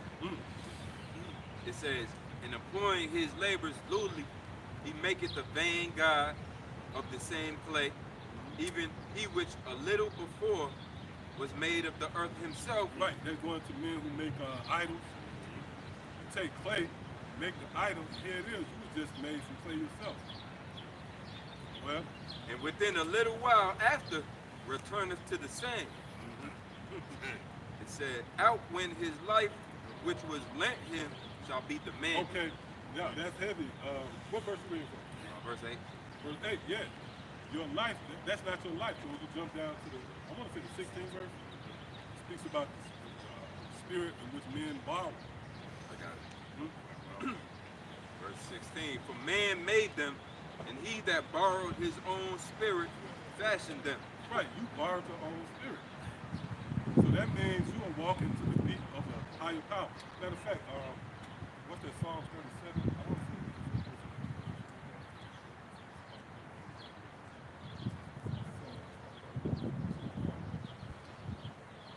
Yeah, so pretty much spirit is energy. And that's why you have the regeneration. You come and go. All right? What's that? Ecclesiastes 1 and 4. One generation come, another generation earth abide forever. So you come and go, and your walk is pretty much dictated. Even down to detail, it serves as nothing more than a manifestation of the thoughts of the Most High. So when you wake up and go, like Ox said, McNasty. This nigga woke up this morning and went to McNasty. Guess who was behind it? It was Yahweh Bashim outside, man. Scripture say no thought or speech escapes him. That means he's in control of even your thoughts and what you say. That's heavy, man. And see, this is what makes this information very unique. When you entertain the idea of a higher power controlling what you say, what you think. Come on. This is Psalm 37 and 23. The steps of a good man are ordered by the Lord, Right. See? Go ahead. and he delighteth in his way. See that? So the Lord, which we know on the flip side, even the wicked, their steps are ordered. The point is, the Lord is the one who orders your steps. Pretty much, he serves as the driving force behind the generations, which goes back to when and generate. When you consider a generator, it comes and goes, you know? Generator belt, something that's generated, energy, but it's a force behind it. You got here, you on the planet Earth because of another force that pushed you, took you from it, brought you back. 1 Thessalonians 5 and 9. For the Most High, Yahweh Shai, have not appointed us to wrath, but to obtain salvation by our Lord Yahweh Shai Mashiach. conscious going back. The Lord, He's the driving force behind, you know, our faith in that. You know, that what we hope to be a part of one that order to obtain salvation by Yahweh Shai. You know, And that word appointed go back to it make you think of appointment. An appointment is set in the future. At some point in time, you got an appointment. You got to make it there, right? It's already set. So that's how that fate is already set up for us. It's already appointed. The Lord said, "I predestinated you." That means you got a destiny already thought out. So the whole conclusion is to better learn how to serve the Lord with purpose. Right? You gotta have purpose behind it. You gotta have faith, and then you gotta understand your job. Yeah, there are jobs that brothers is doing. if I may slack, it's because that's a decree. That's really a decree. Yahweh Shai decreed the elect to be delivered and 2/3 people to be destroyed. It also talks about how the Lord commanded a deliverance for Jacob. Man. So that's a decree. That's a law. You know what I mean? Of Yahweh Shai. Concerning the deliverance of the elect as well as the destruction of 2/3. Promise.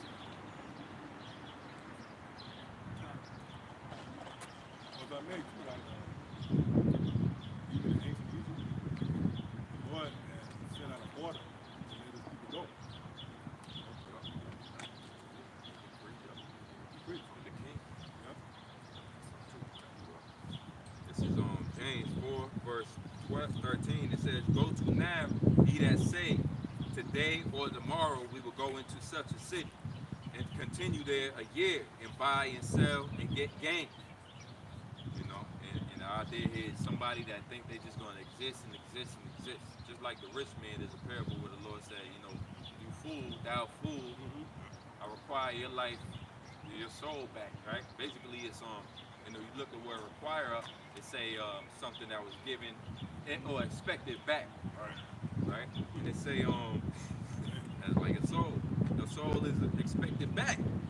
How long what contract did you remember signing? How long you gonna have your soul? It says, "Whereas ye know not what shall be on the morrow, for what is your life? It is even a vapor." Elder mentioned, you know, it's like a shadow. It's here, one day it's gone, the next. It's just to wrap your mind around that while you in the midst of, you might be at the damn mall shopping, you might be at Dave and Buster's forgetting about, and then boom, the thought hits you. Today could be my last damn day. The scripture supposed to humble the shit out you in the midst of your folly. That's right, bro. That's right. You in the middle of the game, man. Oh, you know what? That's that staff. You know, like that staff that keeps you in line. And usually the shepherd, he tapped the sheep on the head with that staff. They didn't expect it. Yeah, that word, and it gets them right back in line. That's how that word, it like taps your head, and you're like, man, oh shit. This, yeah, Lord put me to death, man. There's so many ways to die, you know. Even when you start talking about it, you get spooked. Because you like, the Lord he can get you, man. Yeah. Make an example. Like I was telling you about the guy who came on the TV show, the guy who coined the phrase organic. And that was a real thing. I looked him up the other night. He made the statement, you know, I feel good. I think I'm going to live for another 50 years. And had a heart attack right there on the TV. Right after that statement. Right, yeah, right when he made it, you know. Life is but is a vapor.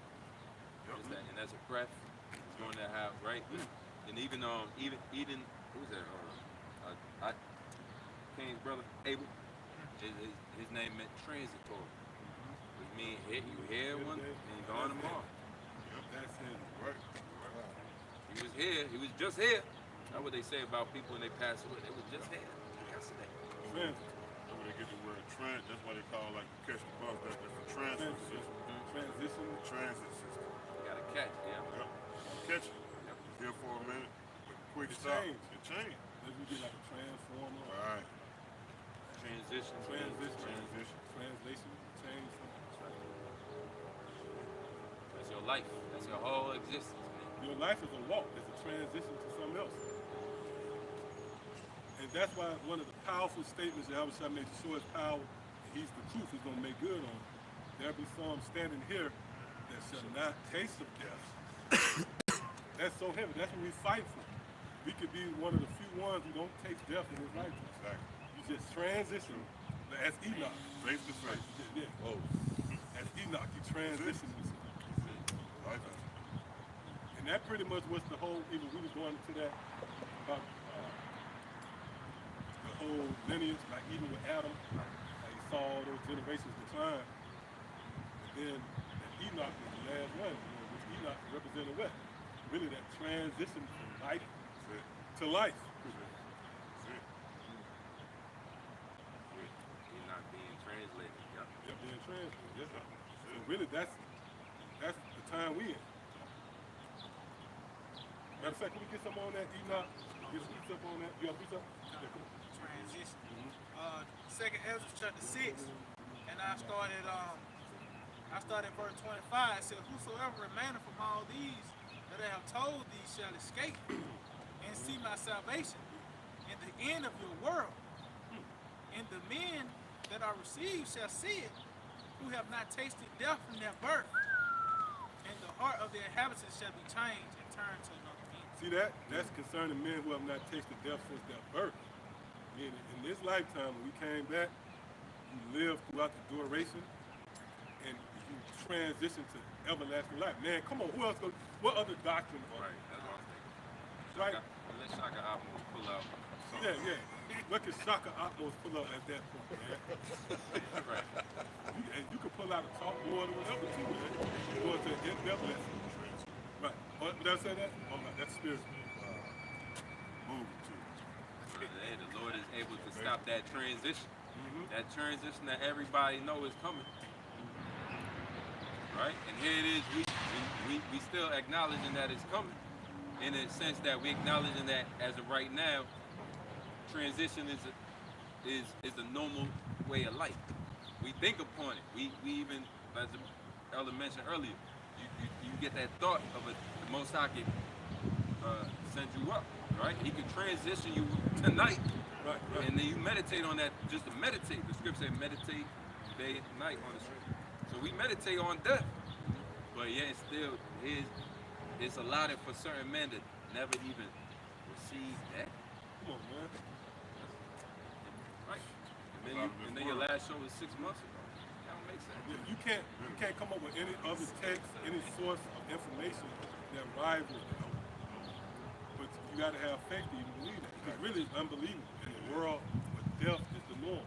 Obituaries, that's just not just this world, period. Throughout the ages and different generations, it's touching kingdoms and empires, various regimes. And one common thread was everybody died. Everybody you die, you know. Yeah, you're gonna die. Even these niggas today, one of the most philosophical things they can come up with in their little world is YOLO. You know, we all gotta die, and that drives a lot of niggas move too. Man, I'm gonna die anyway, man. That's a dangerous nigga to be around. Yes, it is. But we had a guy in the camp who used to say, "We're gonna come back in the kingdom though." And I saw it, I was like, man, that ain't a good way to think. I didn't even tell him though, you know? Yeah. I was just thinking to myself like, bro, what you mean? Yeah. There's a Jacob up in New York. Before he fell out, he would say things like, hey, it's the Most High will, whatever gonna happen anyway. Oh, nah, see.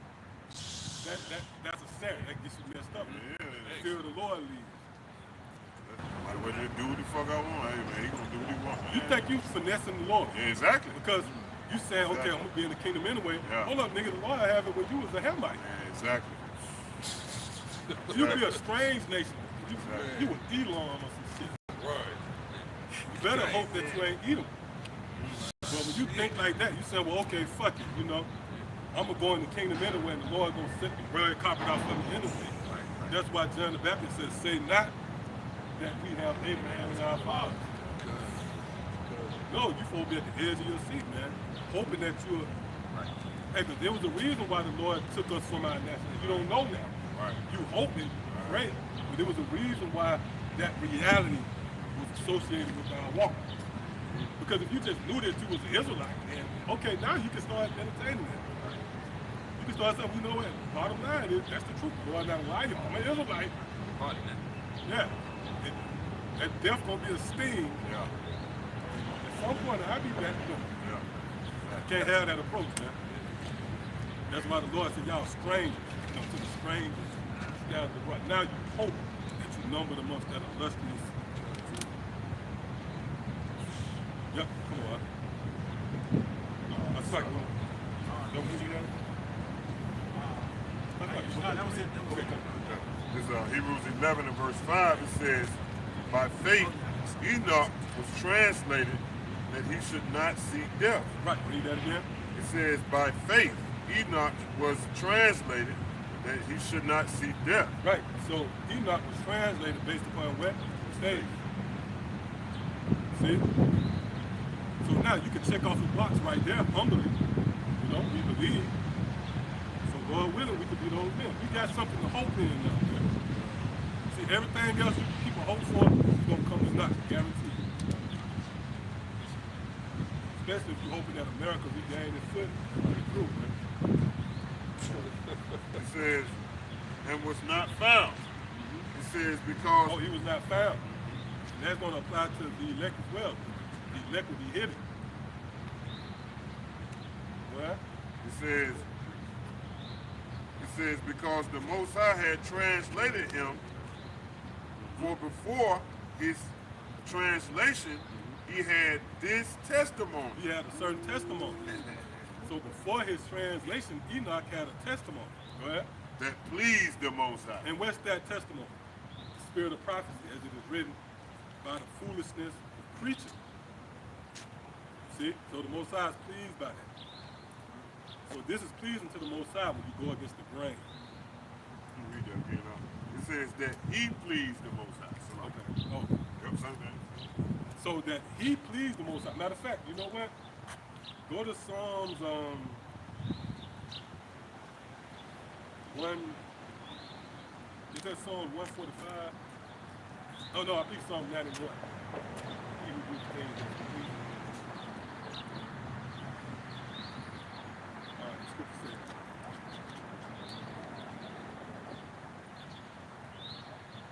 Six, because he said love.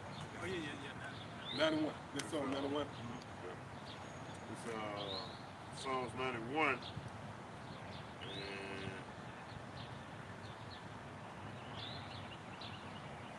14, is it?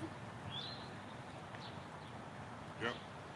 Psalms 91 and verse 14, it says, because he hath set his love upon me, therefore will I deliver him, I will set him on high. Right, so because the elect have set their love upon the Lord, right, which they did the things that was pleasing unto him, he said he would deliver them and set them on high.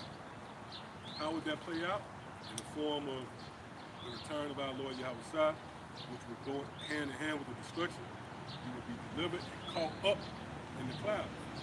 See? It was based upon you setting your love upon the Lord, which pretty much mirrors what we just read concerning Enoch. His translation was based upon faith. See? Go ahead. It says, because he have known my name. See that? Go ahead. It says, he shall call upon me, and I will answer him.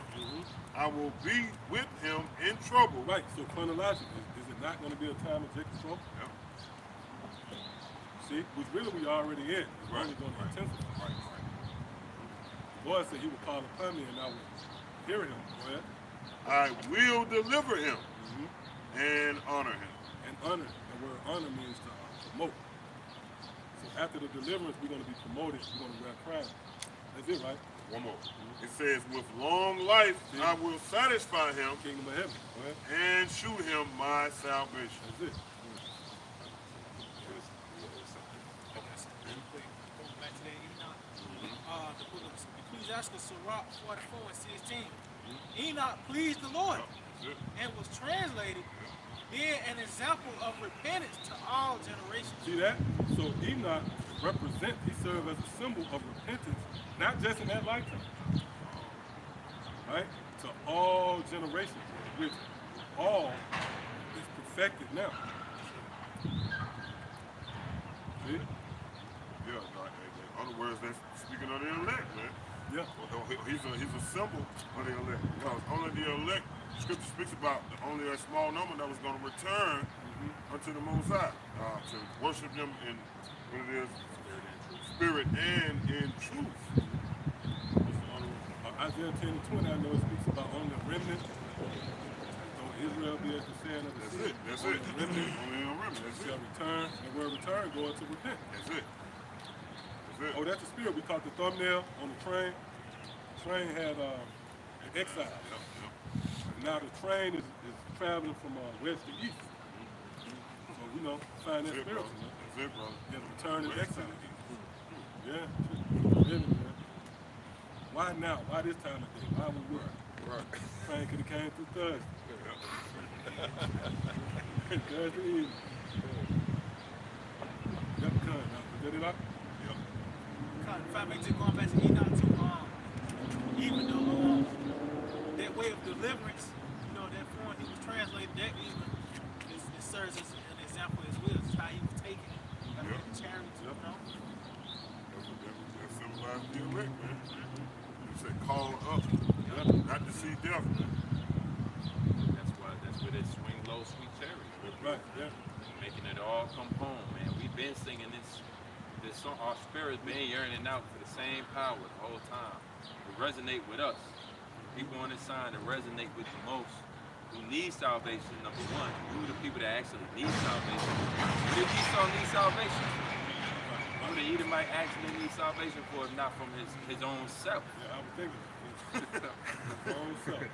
Damn mind, yeah. Oh, he who, the scripture say, he who evil unto himself, So he be good. whom shall be good. You know, so now we all under his vibrant. We need salvation from this mess, man. You know, and the Lord provides it to return it back to him, and then he says, do things that are acceptable unto me. His spirit is borrowed. It makes sense. Now you can't take, it's not like you can take control of what your fate is. You gotta embrace it. And the way that elect embrace their role in this is by being fearful of the power that gave us life, fearful of the power that decides our fate, and doing the works that it requires us to do by faith. And still, at the end of the day, works aside, it's up to Yahweh Shemiel Shah who is up that, but you still do the work. The scripture say, even after you've done these things, view yourself as an unprofitable servant. So even at the end of all that, the Lord got the jurisdiction to say, you know? But the comfort too is the Lord said what?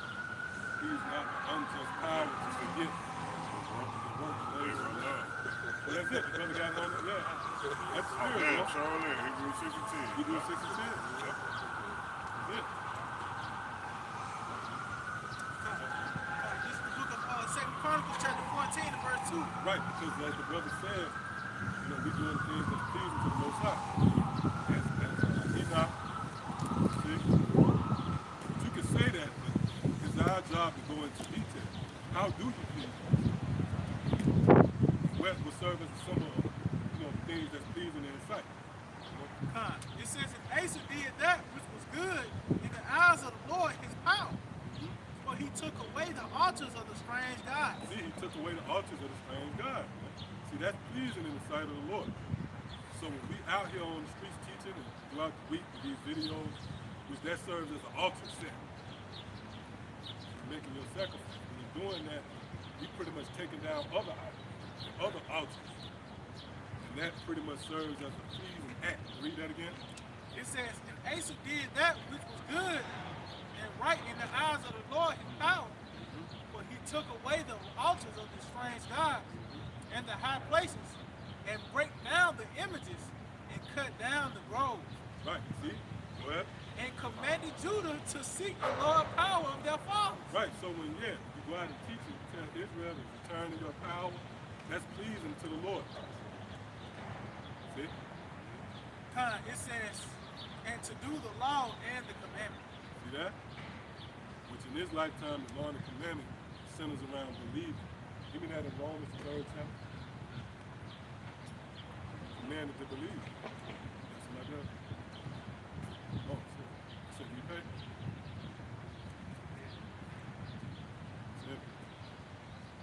God is not unrighteous to forget. Work and labor love, man.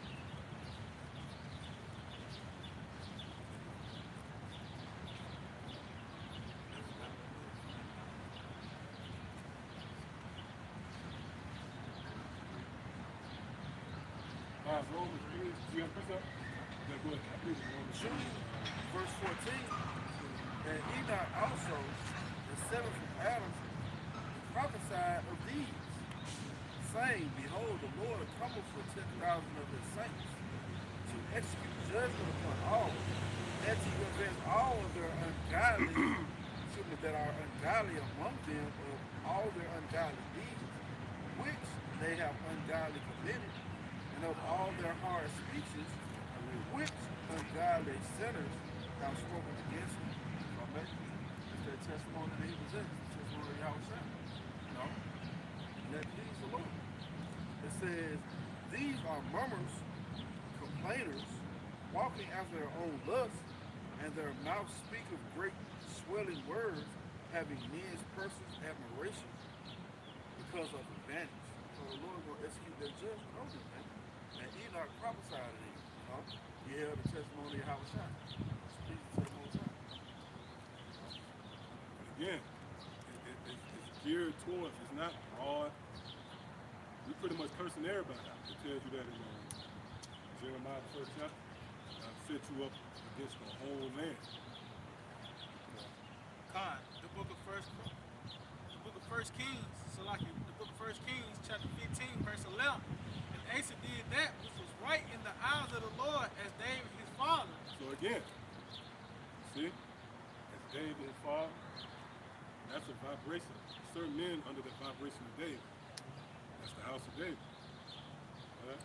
And he took away the Sodomites out of the land. See, he took away the Sodomites out of the land. So when you condemn right now in this world, the LGBTQ, are you kidding me? Is not this the climax, the perfection of that resistance, you know, that contrary spirit?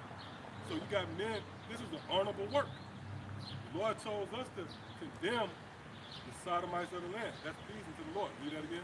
It says that he took away the Sodomites out of the land and removed all the idols that his fathers had made. See that? That's what we do. We were moving those idols through the spirit. So anything else?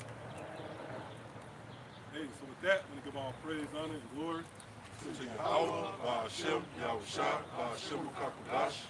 to the learners, to our teachers, the head apostles, the elders, the great millstone. Shalom to the fellow laborers out there. As always, the believers, and this time, shalom. Shalom.